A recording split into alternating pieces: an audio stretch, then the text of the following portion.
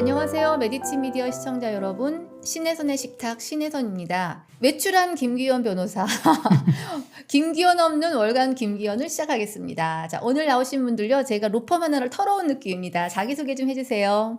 네, 안녕하십니까. 저는 법무법인 옐로의 문건일 대표 변호사라고 합니다.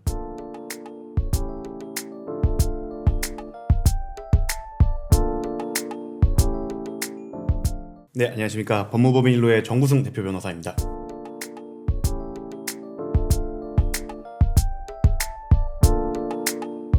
정변께서는 지난번에 나오셨었고, 문 변호사님은 처음 나오셨어요. 네. 길어서 제가 앞으로 문변, 정변 하겠습니다. 같은 직장에 계시는데 이분들의 공통점이 있어서 모셨습니다. 직접 말씀해 주세요. 일단은 저희 정구승 변호사님께서는 지금 박정훈 대령 사건 수행하고 계시고요. 네. 저는 뒤에서 이제 백서포트만 하고 있고, 저랑 같이 이제 강혜경 사건, 명태균 게이트죠. 명태균 게이트 관련해서 강혜경님이랑 이제 김태열 소장님 저희가 대리를 하고 있습니다. 예. 네. 정말 대단하신 거예요. 그러니까 공익 변호를 하시는 분들, 제가 로펌 하나를 털어왔다고 말씀드렸는데, 자, 바로 시작할게요.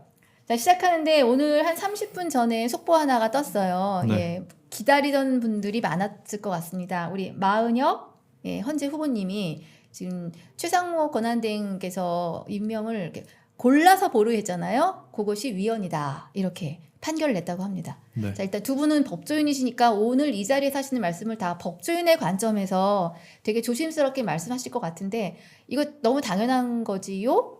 네, 이게 일단 청구한 부분이 크게 두 가지 부분인데요. 첫 번째로는 이제 국회에서 뭐 헌법재판소 재판관을 그 구성할 권리를 침해를 했느냐, 그리고 그게 침해가 됐다라고 하면 그 마은혁 헌법재판소장에 대해서 법관의 지위를 확인을 해달라라는 크게 두 부분입니다. 예. 근데 방금 속보가 나온 거는 이제 앞에 부분에 대해서는 권한쟁의 심판에서 인용을 하셨어요. 국회의 그런 구성권에 대해서 침해한 게 맞다. 그런데 그 뒷부분 같은 경우에는 이거는 헌법재판소가 할 수 있는 게 아니다. 네. 그렇기 때문에 이 부분은 각하를 냈습니다. 네.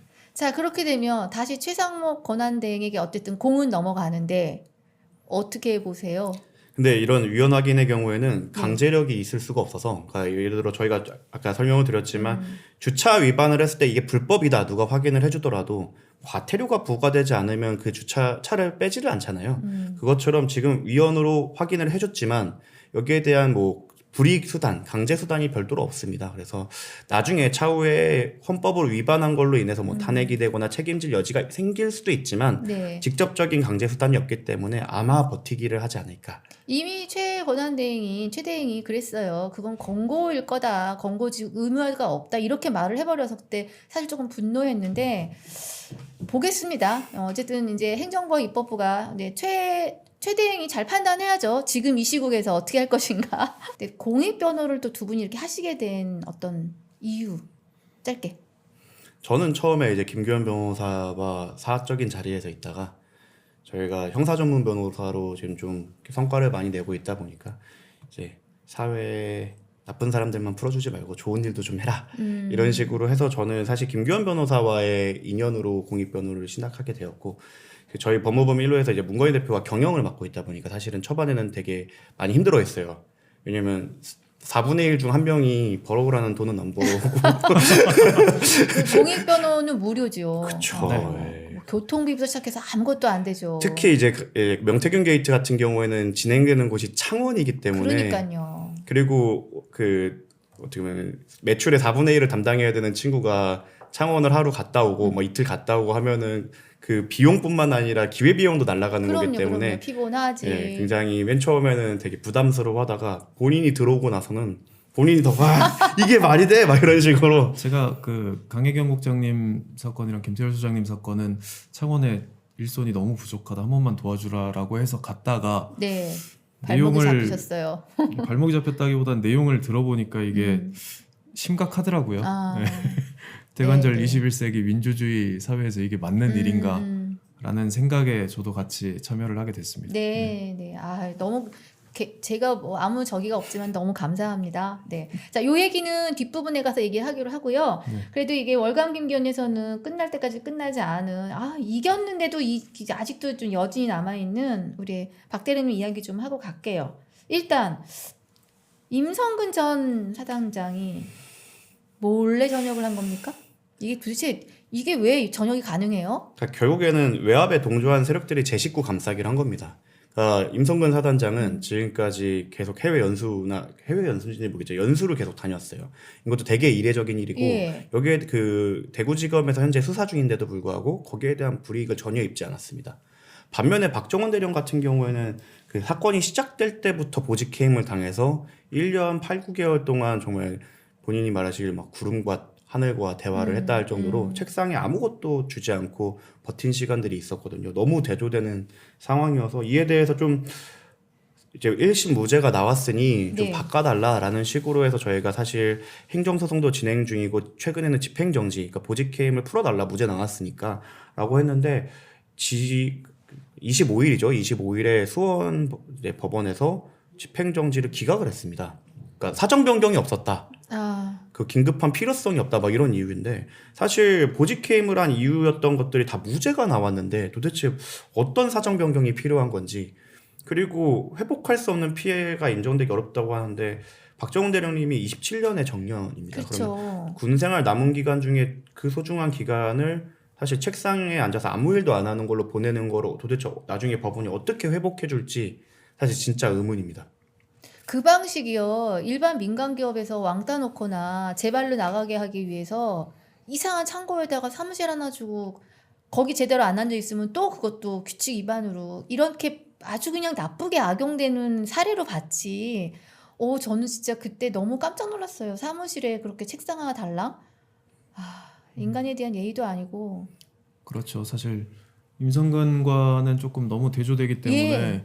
그 부분이 조금 분노를 일으키는 것 같습니다. 사실 임성근뿐만이 아닙니다. 거기 외압에 동조했던 분들은 다 영전하시고 그 임기훈 소장 같은 경우는 국방대학 뭐 이렇게 가시는 것처럼 다들 해외로 좋은 데로 가시거나 꽃보직으로 가셨고 박정훈 대령을 비롯해서 수사단 같은 경우에는 이제 좌천성 인사들을 많이 겪으셔갖고 고초를 겪고 있죠. 근데 그게 1심이 무죄가 나왔음에도 불구하고 해결이 되지 않았습니다. 그래서 그러니까. 지난번에 김규현 변호사가 나와서 해결해야 되는 정말 끝날 때까지 끝난 게 아닌데 어떤 게 끝난 거냐라고 했을 때 나왔던 것 중에 하나가 박정훈 대령을 비롯한 수사단에 대한 인사에 대해서 수사단의 인사. 네 롤백을 해야 된다.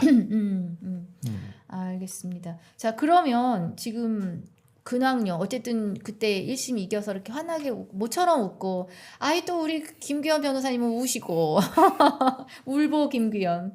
근황 어떠세요? 그러면 여전히 그럼 수원으로 그렇게 이제 며칠 전에 이제 사령부로 다시 출근을 하셨는데 아직 보직은 받지 못했어요. 그래서 이제 밥은 혼자 먹지 않는다. 아니 어디 계세요? 보직이 없으면 책상. 네, 그러니까 그거는 옮겼다고 하더라고요. 이제 혼자 있지 않는데 아직 뭘 주진 않았다고 하더라고요. 그래서 밥은 혼자 먹지 않고 이제 그 식당에 갔던 그 이야기를 푸시는데 사실 저게 너무 슬프더라고요. 이게 그렇게 좋아할 일이 아닌데 당연한 건데 이제 그렇다. 그래서 막 사람들이 축하해주고 뭐 이렇게 했다라고 말씀을 하시더라고요. 그래서 조만간 좀 국방부 차원에서의 결정이 있어야 되지 않을까. 그 변호인단은 이제 빠르게 그 수원법원의 집행정지에 대해서 항고를 진행해서 보직해임 빨리 멈춰달라. 행정소송을 열어줄 것도 아니면 왜냐하면 저희가 행정소송 건지 1년 8개월 됐는데 아직 기일도 안 잡아줬거든요. 그래서 빠르게 진행할 예정입니다. 박 대령님과 우리 변호인단요 이만큼을 버텨왔는데 뭐 앞으로 갈 길이 좀 덜 남았잖아요. 온 길이 워낙 길게 와서 조금만 잘 버텨주시고 밥은 혼자 먹지 않는다. 우리 후배 군인 되시는 분들 많이 좀 같이 밥도 먹고 그러면 좋겠네요. 자, 박 대령님은 개인의 문제가 아닌 것 같아요. 이 사건이요. 이거 지난번에도 얘기했는데 이게 지금의 사실은 꼬투리? 시작된 약간의 실마리? 정말 가끔 생각하면 박 대령님이 항명을 하지 않았더라면 어떤 일이 벌어졌을까? 저희 이틀 전에 박정훈 대령을 포함해서 저희 변호인단이 처음으로 다 모여서 회식을 했는데 그때 그 얘기가 나왔었습니다. 그래서 만약에 박정훈 대령님이 여기서 그냥 눈을 감았다면 불의의 눈을 감고 그냥 그대로 진행이 됐다면 임성근 사단장이 해병대 사령관이 됐을 수도 있다. 그랬다고 한다면 이번 내란에 사실 육사 출신의 소수만 동원되다 보니까 거기에서 오는 로스로 인해서 사실 아슬아슬하게 내란이 실패로 돌아간 건데 여기에 해병대가 동원이 됐다. 특히 수도권에 있는 그 군대가 수도권에 부대가 있는 해병대가 동원이 됐고 그 과잉 충성의 상징 같은 임성근 사단장이 사령관이었다면 아마 다른 그림이 펼쳐졌을 수도 있다. 그래서 저희가 되게 소름 돋아했었습니다. 그래서 그로 인해서 그리고 현장에서의 병사들이나 위관급 장교들이 박정훈 대령님의 사례를 보고 그 정당한 명령이 아니면 따르지 않아도 된다라는 마음을 갖고 있었기 때문에 내란을 막을 수 있지 않았나. 이는 꼭 그 12.3뿐만 아니라 예. 윤석열 체포 당일에도 경호처 직원들이 이에 영향을 많이 받았다고 들었습니다. 그거는 어디 보도됐어요? 뭐 이거는 이제 들려오는 얘기가 있죠. 예. 그렇죠. 사실 다 군인들인데 예, 그렇죠. 군인 경찰들이 어떠한 상황에 대해서 나 같으면 어떻게 할까라는 생각들을 안 했겠습니까? 그러니까 1월에 그 나왔던 판결, 그다음에 늘 당당했고 진술하시는 여러 가지 분들이 영향을 정말 미쳤을 것 같아요.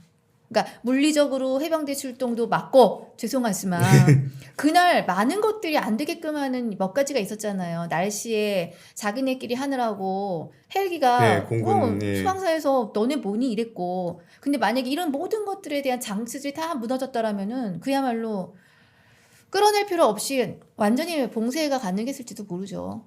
그렇죠. 아찔합니다. 그러면은 거기서 사실 유혈 사태 벌어지죠. 현장에 있었던 저는 아마 여기 오지 못했겠죠. 예, 우리 지금 이렇게 마이크 잡고 얘기하는 언론 자유 그게 네. 없었기 때문에 가능한 거예요. 아, 참. 맞습니다. 알겠습니다. 그 4분의 1을 보냈지만 뿌듯하시겠어요.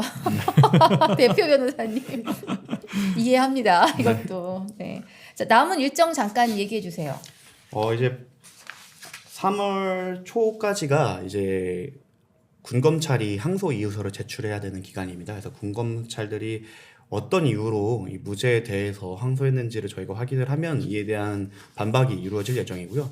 변호인단은 이 무죄에서 그치지 않고 예. 외압의 실체를 밝히기 위해서 조금 항소심에서는 노력할 예정입니다. 지난번 1심 같은 경우에는 군사법원에서 이루어졌기 때문에 조금 진행이 어려웠던 부분이 꽤 있었거든요. 근데 이번에는 민간법원에서 예. 이루어지기 때문에 정당한 명령이 아님을 정확하게 밝히기 위해 외압의 실체를 좀 밝히려고 합니다. 그래서 지금 이제 요즘 최근에는 피청구인으로 불리우는 그분을 증인으로 신청하는 등으로 해서 왜 이런 외압이 시작되었는지를 밝혀서 무죄가 아닌 공소기각을 받는 것이 저희 변호인단의 목표입니다. 네, 알겠습니다. 힘내서 우리 경영 책임지는 대표 변호사님. 제가 보니까 이미 뭐 엮이셨는데요. 자, 두 번째요. 시작점인 강혜경을 보호하라. 제가 이런 생각이 들었는데 창원 가셔서 네. 우리 문변께서 보시니 이건 말이 안 된다라고 하셨어요. 네. 일단 우리 강혜경 씨, 강혜경 국장이라고 부르시는데 네. 지금 상태는 지금 구속되지 않은 거고 네, 불구속 상태로 지금 수사받고 재판받고 계십니다. 멘탈 괜찮으십니까? 그동안 열심히 버텨 오시다가 예. 그 12.3 내란 사태 그리고 그 서부지방법원 폭동 그 이후에는 조금 힘들어하세요. 아무래도 힘들어하시고. 또 추가 기소됐다고. 네, 그거는 근데 처음부터 저희가 예상을 했던 거라서 그거는 뭐 안고 가시는 건데 네. 이제 본인 신변의 위협을 조금 받으실까봐 그런 부분에 대해서 조금 힘들어하시고요. 그럼에도 불구하고 저희 변호인단이랑 같이 열심히 자료 모아가지고 지금 준비는 하고 있습니다. 네. 근데 저는 강혜영 씨가 이미 공익자 신분으로 저는 된 줄 알았어요. 왜냐면 작년에 한창 그 이후에 민주당에서 해준다, 된다 뭐 이런 걸로 안 된 거예요? 이거 조금 설명을 드려야 되는 게 예, 이게 예. 기자님들도 질문을 굉장히 많이 주세요. 이게 크게 관련 법률이 두 가지가 있는데 이제 공익신고자 보호법이라는 게 있고요. 그리고 부패방지 뭐 권익위법이라는 게 있어요. 이게 둘 간의 차이는 뭐 전자는 살짝 일반법적인 느낌이고 후자 같은 경우에는 뭐 공직자의 뭐 부패 관련한 공익제보로 조금 뭐 특별법적인 성격을 가지고 있는데 내용은 사실 대동소이합니다. 네, 네. 내용은 대동소이한데 예. 지금 국회 권익위원회를 통해서 이제 권익위원회가 뭐 공익제보자가 맞다라고 이제 뭐 인정을 해줬다라고 해서 모든 책임이 없어지는 건 아니거든요. 그 네네. 양 법률에 따르더라도 그 형사적인 책임에 대해서는 그 형사적인 책임을 판단할 수 있는 기관에서 그렇게 판단을 해줘야 돼요. 그리고 위원회는 그거에 대해서 의견 개진만 할 수 있을 뿐이고. 그래서 저희가 처음에 사실 조금 기대했던 거는 그 강혜경 국장님이나 김태열 소장님이나 이렇게 두 분에 대해서 검찰에서 이걸 주체적으로 조금 판단을 한다라고 하면 이제 형의 감면이거든요. 예. 감경 또는 면제이기 때문에 그 부분에 대해서 뭐 기소유예를 한다거나 이런 것도 어느 정도 있을지 않을까라고 예상은 했었습니다만 검찰이 지금 조금 눈치를 보고 있는 상황인 것 같아서 이제 공소제기를 다 했더라고요. 아, 그래서 아마 향후에 법원에서 판단을 받아보고 이제 공익신고자 보호법 등을 적용해서 그 책임을 감경할지 면제할지 여부를 판단을 받아볼 수 있을 것 같습니다. 네.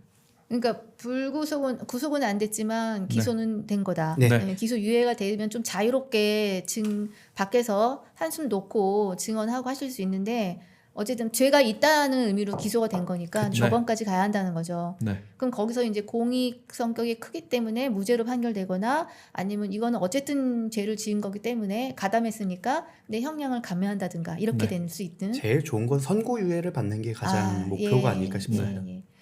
뭐 막무가내 기소만 하는 검찰 김변희 얼굴이 떠오르는데 알겠습니다. 예. 자, 지금요 강혜경 국장을 변호하시는데 이분이 지금 혼자 몸이 아니에요. 굉장히 중요한 연결고리를 끌어낸 거예요. 그 게이트의 문을 사실은 강혜경 씨가 없었으면 또 늦게 열렸거나 힘들었죠. 그렇죠. 네, 명태균 게이트 지금 어제 오늘 난리 났습니다. 드디어 말로만 듣던 목소리가 나왔어요. 우리가 다 기억하는 그 걸쭉한 여사님의 목소리가 나왔고 내용도 아주 그냥 파격적입니다. 네. 응? 대한민국 1등 신문을 퇴간하는데 목숨을 걸겠다. 그리고 저는 그거 다 잘 될 거야. 어떻게 흉내를 내야 될지 모르겠어요. 지금 걸려 있는 쟁점 사안들 한번 정리 좀 해주세요. 일단은 뭐 강혜경 국장님 기준으로 말씀을 드리면요. 네. 뭐 기소된 내용을 정리하자면 저희가 아직 공소장은 다 공개를 못 받은 상태예요. 근데 보도자료상으로 기준으로 본다라고 하면 이제 김영선 의원 뭐 공천 관련한 정치자금법 위반을 이제 김영선 의원이 명태균에게 돈을 전달한 것을 뭐 현금을 전달하고 도왔다라는 그런 부분이 하나가 있고요. 네. 그리고 회계 관련해서 뭐 증빙 서류 미구비 네. 관련한 뭐 정치자금법 위반 뭐 이런 부분들이 있습니다. 예. 네. 그리고 현재 이슈로 한번 넘어가 볼게요. 지금 명태균 게이트와 관련된 이슈인데 강혜경 씨랑 직접 관련은 아니지만 어쨌든 열려버린 문에서 그 네. 얘기를 좀 해야 될 것 같습니다. 네, 일단은 제가 이 부분을 어떻게 정리할까 고민을 좀 하면서 네. 지금 총 한 7단계 정도 되더라고요. 처음부터 정리를 하면 일단 제가 첫 번째로는 계엄 전에 진행된 것들이 있는데 방금 말씀드린 것들 포함해서 일단 처음에 창원지검에서 창원지원으로 기소된 내용이 김영선 공천과 관련된 정치자금법 위반 예. 그리고 예비 후보자들 있죠. 네네. 예비 후보자들 관련된 정치자금법 위반 그리고 명태균의 그 황금폰 증거은닉 네. 이렇게만 기소가 됐었어요. 이렇게 기소가 되고 이거에 대해서 언론 보도가 계속 나오고 이게 첫 번째였다라고 하면 네. 두 번째 같은 경우에는 뭐 계엄 이후가 되겠죠. 계엄 이후에 이제 최근에 뭐 언론 보도를 통해서 뭐 검찰이 기소했다 뭐 이런 내용들이 나오고 있는데 뭐 창원산단 관련한 뭐 김영선 의원의 뭐 공무상 비밀 누설이랑 뭐 김영선 동생들의 뭐 이해충돌 방지법 뭐 이런 게 있고요. 창원 신규 뭐 국가산업단지 후보지 뭐 정보 누설 관련된 혐의들 뭐 이런 것들이 있습니다. 요거는 네. 별도 항목으로 수사가 이루어져야 되는 거예요. 그쵸. 네. 지금 되고 있나요? 네. 네. 네. 그리고 페이지 2 그다음에 제가 페이지라고 붙였죠 이름을. 네, 페이지라고. 페이지. 라블이에요. 거의 이제 대서사시기 때문에 잘라서 좀 봐야지 네, 한꺼번에 그러니까요. 이해하기가 너무 쉽지가 아, 않아서. 대서사. 네. 네. 네, 페이지 3부터는 이제 얘기가 조금 길어지는데 비상계엄과 관련된 얘기입니다. 이게 최근에도 이제 연일 이제 비상계엄의 트리거가 명태균 게이트였다라는 얘기가 계속 나오고 있잖아요. 이제 국회에서도 관련된 이야기들이 나오고 있는데 시기상으로 보면 저희가 증거 기록을 받아 보니까 예. 작년 11월 네. 이제 계엄 전이죠. 네. 계엄 전에 이미 검찰에서는 뭐 관련된 수사 보고서들이 많이 작성이 되어 있는 그러니까요. 상태였고 그리고 그것들과 관련해서 지속적으로 뭐 청와대에서 보고를 받지 않았겠느냐라고 계속 추정을 하고 있고요. 그리고 결정적으로는 이제 명태균 황금폰을 뭐 민주당에 뭐 넘기겠다라는 뭐 그런 발언이 사실 계엄 직전 날에 있었죠. 변호인을 통해서 발표가 네. 됐었죠. 네. 변호인을 통해서 발표가 됐었죠. 그리고 발표가 되고 나서 바로 하루 만에 뭐 비상계엄이 선포가 그렇게 돼버려서 이제 향후에 뭐 지금 헌법재판소에서 뭐 변론 종결되고 탄핵에 관한 결과를 기다리고 있습니다만 내란에 대한 수사가 진행이 되면 그 비상계엄의 그 배경에 명태균 게이트가 얼마만큼 영향을 미쳤느냐가 조금 구체적으로 나오지 않을까 해서 그 부분을 페이지 3라고 그러니까 이름을 저는 붙였습니다. 이 우리 변호사님께서 문병께서 주신 거 자료를 보다가 네. 이거를 읽으면서 계속 10차 변론까지 그 들었던 궤변 정말 네. 기도 안 차는 얘기들이 본인은 막 이것 때문에 계엄했다, 막 이게 비상시국 아니면 뭐냐, 막 이런 식으로 얘기를 하는데 어머 이렇게 깔끔한 이유가 있는데 이거 얘기하지 않고 온갖 갖다 붙이는 거잖아요. 조북과 북한의 지령을 받아서 국회의원들이 어쩌고 저쩌고. 네. 사실은 저희는 그 12월 3일 당일날 네. 저희 변호인단 뭐 김규현 변호사와 문건일 그리고 저 셋이서 이걸로 우리가 이제 그 실체를 밝혀서 정권이 탄핵이 될 수도 있겠다라고 모여서 회식을 하고 있었습니다. 저희끼리는 그날 12월 3일날 국회 앞에서 국회 앞에서 아 이제 이걸로 우리가 이제 결정을 지을 이걸로 이제 실체가 발견이 되면 아마 명태균이 예언했던 것처럼 뭐 한 달 안에 바뀌겠구나. 열심히 하자 이렇게 회식을 하고 있었. 이따 계엄 선포 들으신 거예요. 이제 다음날 방송이 있고 다음날 뭐가 있어서 가고 가고. 저만 여의도에 남아서 2차를 갔다가 그 계엄을 여의도에서 맞이했죠. 김변도 집에서 제가 그래서 저희 자리에 네. 있다가 보내고 제가 네. 먼저 국회 안으로 들어가고 네. 이제 실시간 상황을 공유하고 있었죠. 그래서 김 변호사님 같은 경우 주요 인물이다 보니 일단은 피신을 했다가 짐을 싸셨다가 네, 짐을 싸셨다가 제가 전화해서 형 야. 막을 수 있을 것 같아. 대한민국의 그날 밤을 증언할 사람들이 네. 만약에 재판이 열리면 다 증언 시청해서 한 사람씩 해서 그 사람들 다 증언 듣고 싶어. 와 진짜. 제가 알기로는 그 변호사 중에서는 유일하게 예. 본관까지 들어간 사람이 저라고 들었습니다. 아무도 변호사인지 모르고 보좌관인 줄 알았을 거야. 아 참.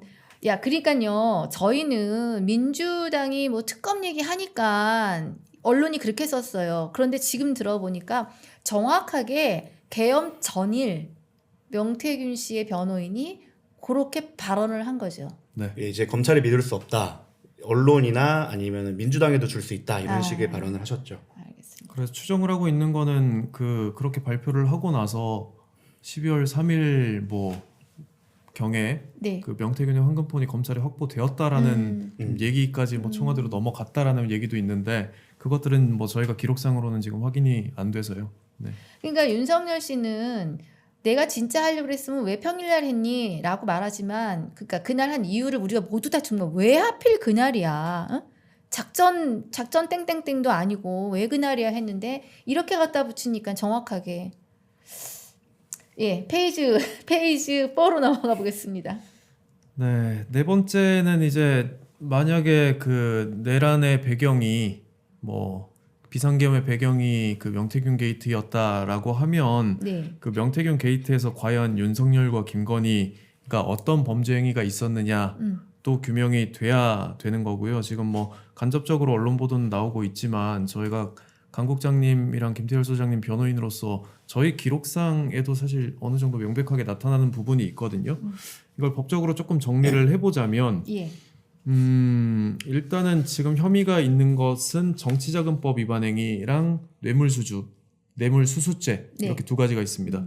정치자금법 위반 행위 같은 경우에는 정치자금법상 이제 기부금을 못 받게 돼 있어요. 못 받게 돼 있는데 그 비공표 여론조사 뭐 3억 5천만 원이라고 하죠. 비공표 여론조사를 그 정치자금법에 위반해서 기부를 받은 거 그리고 명태균은 기부를 한 거 그걸로 이제 같이 처벌이 될 거고 이것도 질문을 많이 주시는데 정치자금법 위반 관련해서 김건희 여사 같은 경우에는 책임이 없느냐 그러면 없느냐라고 물어볼 수가 있는데 기부 받은 사람은 후보자가 맞는데 예. 지금 저희 기존의 페이지 1, 2에서 창원지검에 기소가 됐던 사건들 보면 강혜경 국장님도 같이 기소를 했잖아요. 전달자. 네, 전달자로 기소를 했잖아요.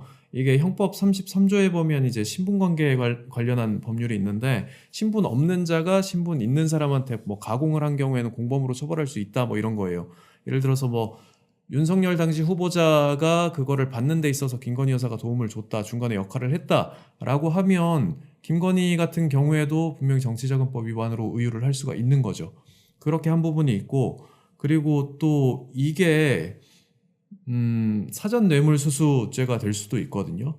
이제 어떻게 연결이 되느냐라고 하면 지금 얘기가 많이 나오고 있는 이제 김영선 공천 네, 네. 관련해서 만약에 그 3억 5천의 대가로서 김영선 공천을 줬다라고 하면 이 사람들은 사전에 이 사람들한테 뭔가 뇌물로서 그 비공표 여론조사를 받고 나서 그 이후에 당선이 되고 나서 이거를 뭐 김영선 공천으로 보답을 했다라고 하면 이거는 뇌물수수죄가 그렇죠. 성립을 하고요. 김건희 같은 경우에도 마찬가지로 형법 33조가 적용이 돼서 신분이 없음에도 불구하고 공범으로 처벌이 될 수 있습니다. 그리고 지금 그 피청구인 분께서 예전에 특검으로 이름을 알려주셨을 때 네. 만들었던 논리가 있죠. 경제적 공동체.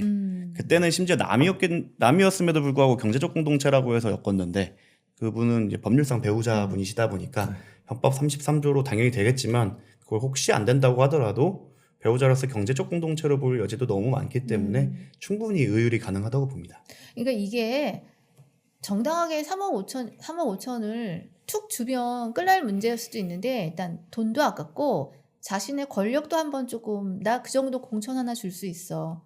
그 돈도 아까웠을래나? 부자라고 하던데. 그리고 그렇게 되면은 기록이 남아야 돼요.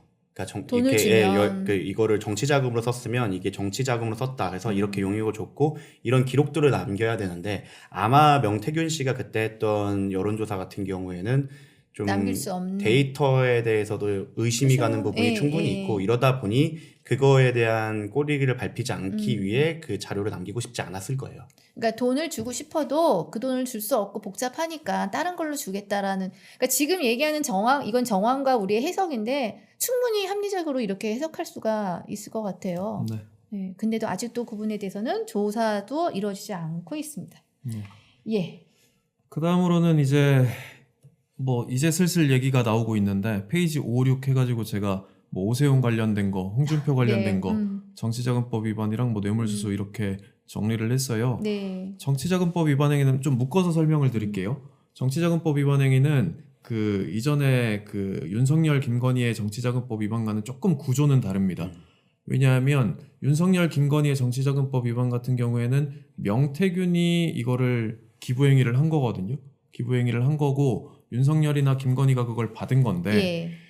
오세훈 시장이나 홍준표 시장 같은 경우에는 뭐 저희 기록에도 명백히 드러납니다만은 비공표 여론조사가 시행된 건 맞아요. 그리고 뭐 서울시장 당시 대구시장의 그 선거 자금 내역이랑 비교를 해보면 거기에 없는 금액들입니다. 그리고 그 금액들을 제3자들이 대납을 했어요. 네, 네. 그러면 여기서는 이제 명태균과 뭐 이렇게는 빠지고 이제 3자 대납한 사람이 기부를 한 거고 그리고 홍준표 오세훈이 기부행위를 받은 사람이 되는 거죠. 그리고 그것과 관련해서 그 뭐 윤석열 김건희 같은 경우에는 김영선 공천이라는 뭐 부정한 청탁이 명백하게 드러났습니다만 네. 그 이후에 검찰이 이제 오세훈 홍준표 관련해서는 그 제3자와 그리고 오세훈 홍준표 간에 무슨 부정한 청탁이 있었는지를 아마 조사를 해봐야겠죠. 수사를 해봐야겠고 그 관련해서 어제 또 뭐 오세훈 시장의 최측근이라고 알려졌던 뭐 김한정 씨의 압수수색이 이루어졌잖아요. 네. 검찰이 그 부분에 집중해서 지금 수사를 하고 있는 것 같습니다. 사실 김한정 씨와 오세훈 씨 관계의 대가 관계에 대해서는 사실 언론에서도 좀 나왔었던 게 있습니다. 그리고 서울에 있는 뭐 공기업 이쪽으로 어떻게 간 부분이 있어서 아마 그걸 의지만 있다면 밝혀내는 건 어렵지 않을 것 같습니다. 네. 근데 이게 조금 어려운 게요. 명태균 같은 경우에는 아무도 몰랐지만 다 이렇게 녹취를 해두고 캡처를 해두고 그걸 다 모아놨잖아요. 본인이 열심히 팔고 다니려고 광을 팔고 다니려고 모아놨었는데 이게 정치자금법 위반 사건이 굉장히 어려운 게 그 후보자 본인이 일단 그 사실을 알았어야 되는데 네. 비공표 여론조사를 받아가지고 어떻게든 활용을 했다라는 거를 인지를 했다라고 뭐 자백을 한다거나 아니면 간접 증거들로서 그게 드러나야 되는데 사실 그때 선거 캠프에 있던 인원들의 포함해서 당시 후보자들이 그 부분을 자백을 할지가 네, 네. 조금 의문이긴 하고 검찰이 그 부분에서 조금 어려움을 겪지 않을까라고 생각을 하고 있습니다. 그걸 알기 때문에 오세훈 시장과 홍준표 이제 지사는 나 모르게 지지자들끼리 알아서 한 했다. 거다. 그래서 그런 식으로 방어를 하고 있죠. 근데 그게 말이 안 되는 게 말이 안 되죠. 말이 안 되는 게 이게 김한정 씨가 처음에 그렇게 얘기했잖아요. 그냥 내가 최측근이고 그냥 내가 궁금해서 돌려봤다라는 취지의 말씀을 하셨는데 비공표 여론조사를 그냥 후원자라는 이유로 그걸 받아봐서 어디다 써요. 그거는 사실 비공표 여론조사라는 거는 선거를 할 때 그 선거 캠프에서 이거를 공표 여론조사랑 뭐 비교해 보면서 뭐 선거 전략을 수정해 나간다거나 그럴 때 활용하기 위해서 보통 사용을 하거든요. 그렇다라고 하면 적어도 김한정 씨가 받았거나 아니면 그 선거 캠프에 있었던 최측근들이 아마 그거를 받았을 거예요. 근데 그거를 받았다라고 하면 그 사람들이 선거 캠프에서 본인들이 뭐 선거 전략을 하는 업무를 한다라고 해서 후보자의 동의도 없이 선거 전략을 이렇게 마음대로 수정을 했겠습니까? 말도 안 되는 네. 거죠. 아무한테도 발표할 수 없는데 3천만 원을 태운다. 당연히 조금 말이 안 보고하고 이렇게 나오니 이렇게 하겠습니다, 후보님. 이게 네. 보통 그리고 그거에 대한 대가도 나중에 받았을 거예요. 그럼요.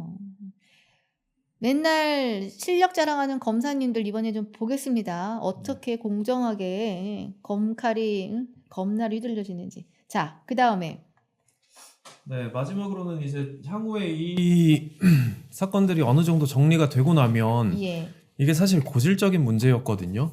이제 공직선거법과 뭐 정치자금법 위반 관련해서 처벌되는 사례들이 많이 없어요. 예. 그게 왜 없느냐라고 하면 방금 말씀드린 대로 정치자금법 위반 같은 경우에는 후보자 본인이 알았다는 거를 수사기관이 증명을 해내야 되는데 그게 힘들죠. 본인은 나가서 몰랐다, 최측근이 했다. 이게 계속 반복되고 있어요. 계속 반복되고 있고 공직선거법 관련해서도 공직선거법에 어떤 규정이 있냐면요.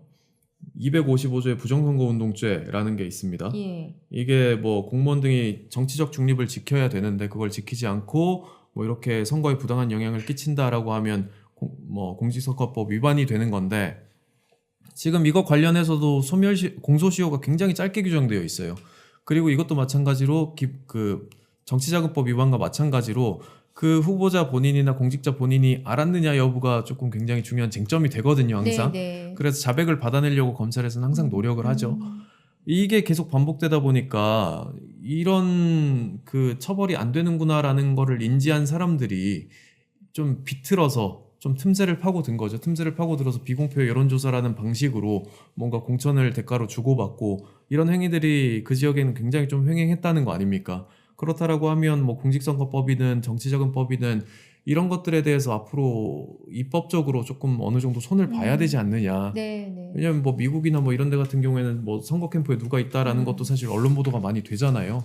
그리고 이 사람들이 평소에 하던 생각이라든지 그런 것들에 대해서도 언론이 귀를 기울이고 그 사람이 당선이 됐을 때 선거 캠프에 있었던 사람들이 뭐 당연히 뭐 어느 한 자리를 맡는다라는 거를 모두가 이해를 하는데 우리나라 같은 경우에는 아직까지는 그 후보자 본인 이외에 뭐 그 뒤에 있는 선거 캠프원들은 뭐 드러나지 않고 있고 따라서 그 사람들에 대해서 뭐 그 사람들이 직접 받아봤다라고 하면 그거를 후보자한테 책임을 지을 수가 없기 때문에 그걸 책임 범위를 조금 넓히는 게 어떤가라고 개인적으로는 생각을 하고 있습니다. 그 캐비넷 이 명단 자체를 좀 공개를 한다고 하면 이 캠프의 성향도 알 수 있고 네. 차후에 어떻게 그 사람들이 나중에 정치 활동을 할 수 있는지도 알게 될 거기 때문에 책임도 같이 지게 해야 되고 성과도 같이 하게 되게 계속 나오는 그 비선 논란이 좀 줄어들지 네. 않을까 싶습니다.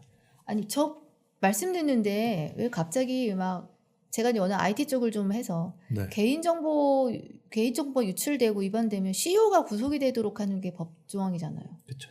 네. 그거에 비하면 여기는 지금 당사자가 당선되려고 하는 행위에서 당사자가 그걸 모른다라는 거를 입증을 하라고요?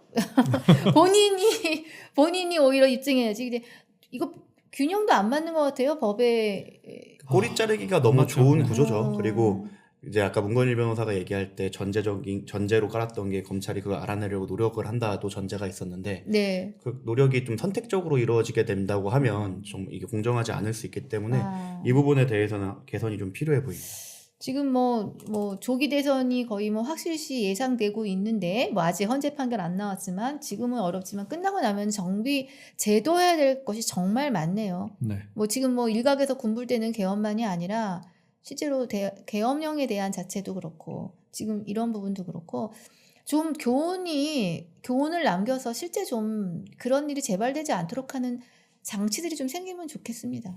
맞습니다. 헌재 판결이 그래서 중요하다 생각합니다. 저희 그 아까 박정훈 대령 사건의 영향력을 말씀을 드릴 때 그 군사법원 1심 판단이 저 되게 주요했다고 생각하는 게 정말 구체적으로 좀 판단을 해주셨어요. 그래서 예. 이런 정당한 명령은 이 아닌 것들은 음. 따르지 않아도 된다라는 걸 좀 명시적으로 밝혀주셨는데 저는 뭐 개인적인 의견으로는 계엄 관련해서 개헌이 필요하다는 얘기가 있는데 이미 저는 판례와 명문 규정을 통해서 명백히 나와 있다고 생각을 합니다. 그래서 이번에 한번 판례를 제대로 만들어서 뭐 야당이 뭘 했다 이런 것들은 이미 명문을 떠난 명문에서 허락되지 않는 사유다라는 걸 명백하게 밝혀갖고 판례를 통해서도 지금 체제로도 충분히 이런 내란을 막을 수 있다는 걸 좀 우리 사법 시스템이 좀 보여줬으면 예, 좋겠습니다. 판례 이미 넘친다.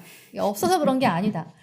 지금요, 그 향후 우리가 어떤 법의 개정까지 해야 되는지를 7가지 지금 예, 정리를 일명요양히 하셨는데 전 사실 그 3번 이 계엄 직전에 벌어진 일과 연관된 이유의 것들 나머지 개별 정치인이나 관계자들에 대한 처벌은 수사 열심히 해서 하시고 지금 당면에 있는 우리 큰 문제를 보니까 이게 모든 것들이 다 연결돼 있다는 생각이 마구마구 들고 그 시작은 역시 우리 최혜병의 죽음과 네. 그거를 제대로 해결하려고 했었던 우리 박대령님의 태도가 그 처음이 아니었나 이런 생각이. 그 젊은 친구들끼리 용어로는 스노우볼이 굴렀다. 그러니까 눈이 조금씩 굴러서 정말 큰 영향을 끼치게 됐던 거죠. 네. 얘기를 하는데 정말 스노우볼이 크게 굴렀던 것 같습니다. 제가 다시 그거 7가지 정리할 필요 없어서요. 자, 이제 마무리 시간으로 가요. 제가 이제 밥 때인데 제가 일부러 저희 시청자 여러분 11시에 할까 10시에 할까 하다가 라이브에 좀 더 식사하시면서 들으라고 우리 이렇게 안구도 정화되는 분들이 나오실 걸 제가 알았기 때문에 자, 마무리 해볼게요. 지금 어제 국회도 그렇고요. 이제 그걸 인용한 TV들이 나왔는데 이제 드디어 여사님의 목소리가 국회 안에서 쩌렁쩌렁 상임위에서 올렸단 말이에요. 막 다들 놀래가지고. 그러니까 우리 그 상임위원장님이 나도 지금 처음 듣는 거야 그러면서 볼륨은 낮추고 자만감 보여주라고 했던 걸 제가 봤는데 이렇게 정리가 돼요. 누가 썼는데 그간 명태균과 김건희가 직접 통화한 내용이 드러났고 이걸 용산에 보내서 대통령이 경로에 계엄했다. 이 과정에 거대 언론이 개입했고 명태균 씨 변호인의 발언을 빌자면 이 언론은 보도해야 하는데 보고했다.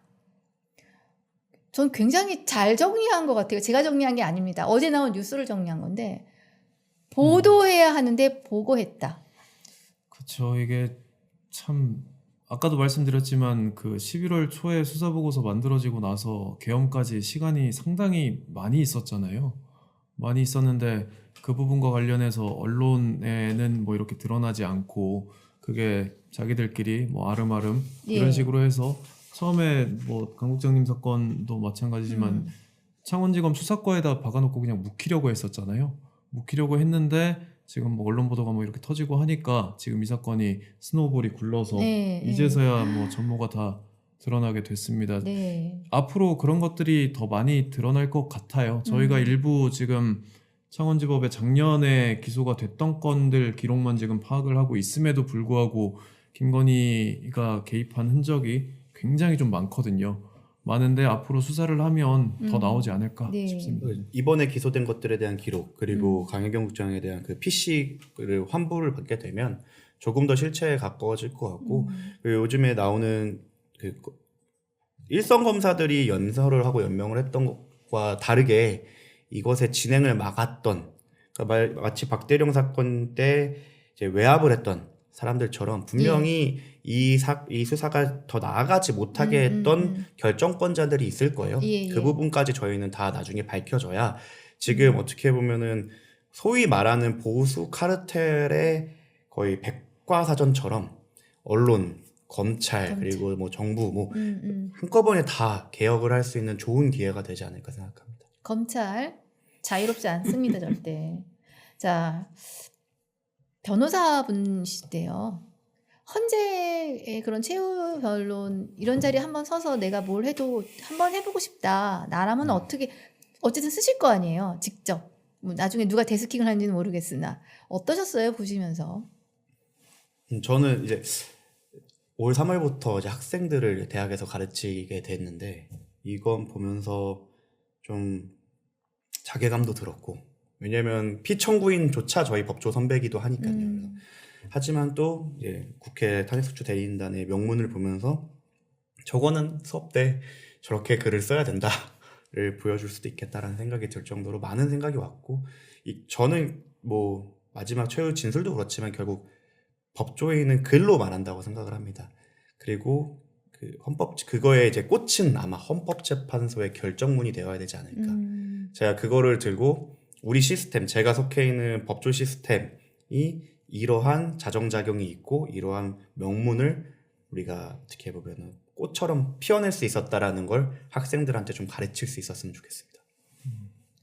네. 저 같은 경우에는 보면서 이게 참 이게 너무 뻔뻔스럽다고 해야 되나요?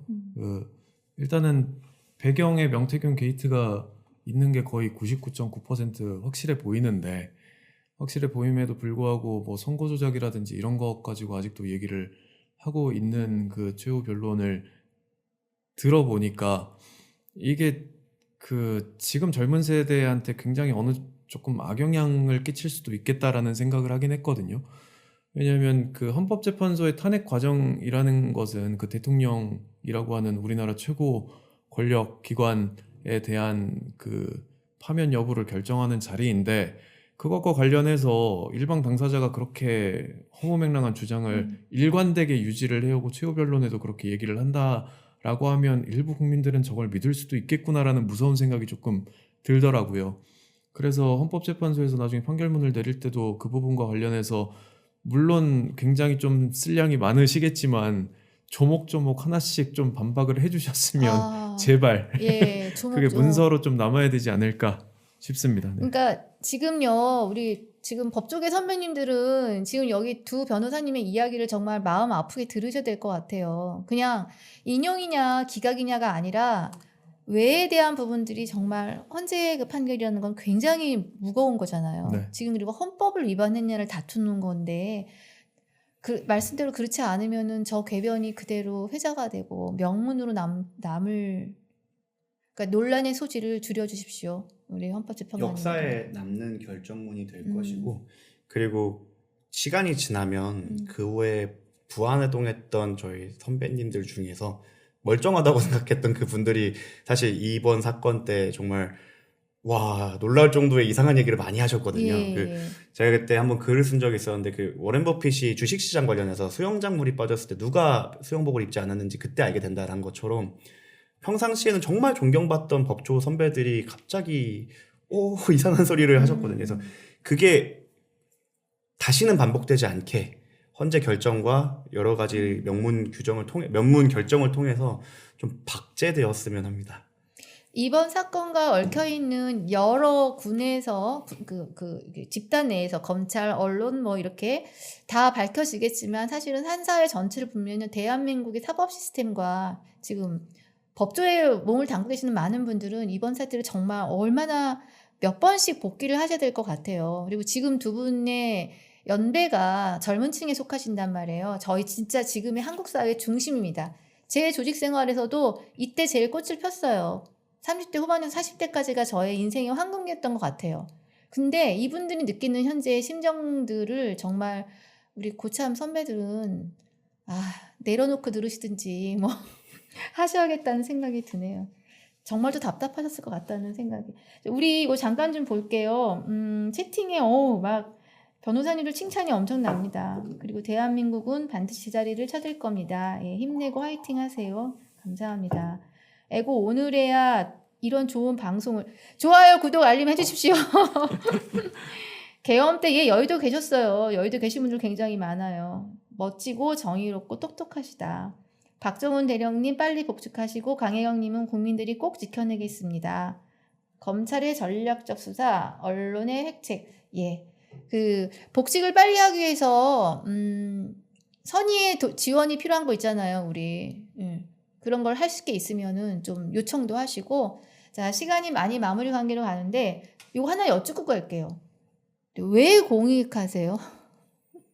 아까 여쭤봐 안 여쭤본 것 같아서.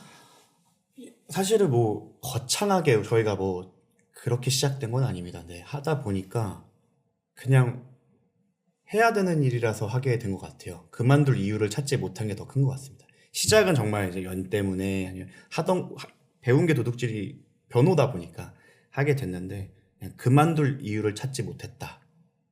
뭐 대표이사가 그만둘 이유를 좀 찾으려고 했던 것 같긴 한데 본인이 가담하고 나서는 더 열심히 하더라고요. 그래서 이거를 멈춰야 될 이유를 찾지 못해서 계속 달려가고 있는 것 같습니다. 저 같은 경우에는 기록을 보면 볼수록 그 분노감이 살짝 치밀어 오르거든요. 네. 지금 전 국민들이 피땀으로 만든 이 제도들을 악용을 해서 선거에서 저렇게 장난질을 하고 그걸로 이득을 보고 자기들끼리 뭐 공천을 주네마네 이러고 있는 걸 보니까 분노감 때문에 계속 할 수밖에 없었고요. 사실 뭐 정 변호사님이 말씀하신 대로 사실 뭐 제가 회사 경영하는 입장에서 그렇게 좋은 방향은 또 아닙니다만 제 안에서 두 가지 자아가 지금 싸우고 있습니다. 네. 뭐 사실 네. 경영만의 부담만이 아니라 만일의 하나의 경우에는 사실 로펌 자체의 운영에 대한 여러 가지. 그렇죠. 네. 이건 맞고 나서 뭐 회사가 잠깐 휘청이기도 했는데 또 남는 시간 열심히 저희가 돈 벌고 영업하면서 지금 김변은 안 들어온다는 거 아니에요? 그러니까 얘기가 있었는데 제가 김규현 변호사가 사실 들어올까 말까 고민을 많이 하셨을 때 네. 제가 말씀드린 게 계란은 꼭 한 바구니에 담아야겠냐. 그리고 만약에 불리한 상황이 왔을 때 너무 우리가 모여있으면 한 번에 소탕되지 않을까. 조금 찢어져 있어야 붙잡히는 것도 한 명 먼저 붙잡혔다고 하면 도망갈 수 있어야 되니까. 네, 그렇죠. 계란 나눠 담기 전략 중요합니다. 자, 그런 의미에서요. 요새 뭐 우스갯소리로 나오지만 세상 살면서 절대 아끼면 안 되는 돈이 변호사 비용이다. 이게 이번에 헌재 재판 진행하면서 정말 저희는 저분들이 피의자를 돕는 발언인 건지 진짜 이상한 발언들. 그분들 속은 편했을까?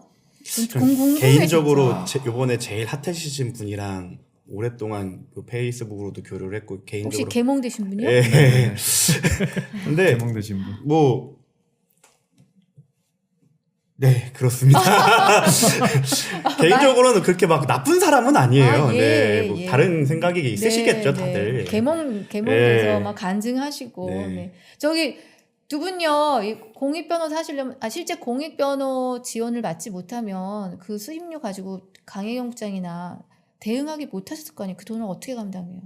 일단 뭐 저희 사비로 각자 하고 있죠. 아니, 그러니까 공익이 없었다라면. 그쵸. 그러면 아마 수임을 하셨어야 될 건데, 그러면 사실 힘들죠. 왜냐면 이게 지금 기소돼서 재판이 진행되고 있는 건이 제가 볼 땐 전체 파이의 한 5% 정도 될 거예요. 이번 기소된 거까지 합치면 10% 좀 될 것 같은데 그 10%, 5%, 10%의 기록량이 만 단위가 넘어갑니다. 3만, 4만 단위가 넘어가고 또 이제 창원 왔다 갔다 하는 걸 생각하면 아마 사선 변호사였다면 저희도 엄청나게 큰 돈을 받았어야 될 거예요. 네. 그거를 만약 개인이 부담해야 됐다. 게다가 경제적 부담뿐만 아니라 이제 국가 권력을 상대로 하는 거기 때문에 그런 심리적 압박이 있었으면 아마 버티지 못했을 겁니다. 버티지 못하고 그쵸. 대충 타협하거나 뭐 그쵸. 이랬겠죠. 아, 정말 얼마나 또 모르죠. 공기업 사장 같은 거 받을 수도 있는데. 네.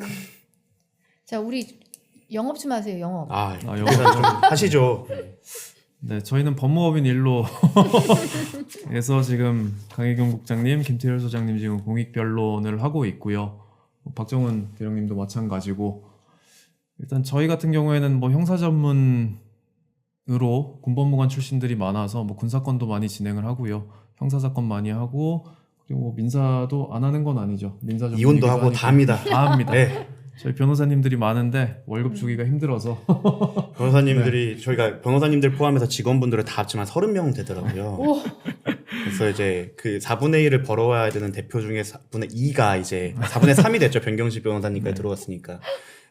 엔진 중에 4분의 3이 공익의 활동을 하고 있습니다. 그래서 많은 분들의 문의와 이제 저희가 좀 필요합니다. 저희 군사권도 많이 하고 네. 저희 유튜브도 하고 있거든요. 예, 유튜브 채널. 유튜브 채널 이름이 저희가 법무법인 1로기 때문에 좋은 일로 좋은 일로라는 아, 채널이 오. 있고요. 좋은 최근에는 일로. 뭐 군사권. 군이나 공무원 관련해가지고 나란 일로 아, 채널이 있습니다. 어머 반짝반짝 하십니다. 네.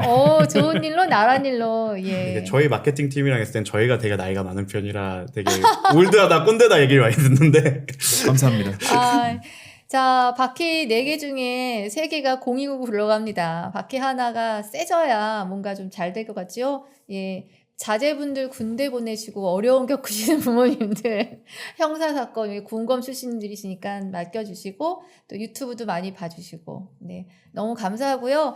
헌재 판결의 최후 변론이 다 끝났기 때문에 저희는 이제 기다리는 입장인데 그래도 이제 주변을 좀 보시고 3월 1일 날은 난리가 날 것 같습니다. 뭐 그동안은 무슨 난리가 났는데 3월 1일 날은 그냥 난리가 날 것 같아요. 잠시 서울을 피해 있으려고 합니다. 저는. 네. 자, 바쁘신 시간 쪼개서 나와주셔서 너무너무 감사합니다.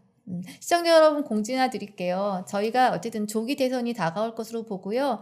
저희 작은 메디치 미디어도 유튜브 좀 정비를 해야 될 것 같습니다. 그래서 지금 월간으로 진행하던 것들을 다음 달에 좀 다 종방을 일단 하고 그다음에 대선 기간 끝나고 시즌2로 다시 만날 예정이에요. 그래서 우리 김기현 변호사님, 월간 김기현 본인 없으면 본인 흉을 보인다고 오늘 흉을 좀 하기로 했는데 자리에 놓고 의리상 다음 달 맞방 시청 많이 바라고 그때 함께 다 나오실 거니까 그때 한번 저희가 폭발을 한번 또 시켜보는 걸로 하겠습니다. 날짜 시간 저희가 공지하겠습니다. 예, 맛있는 점심 계속 드시고요.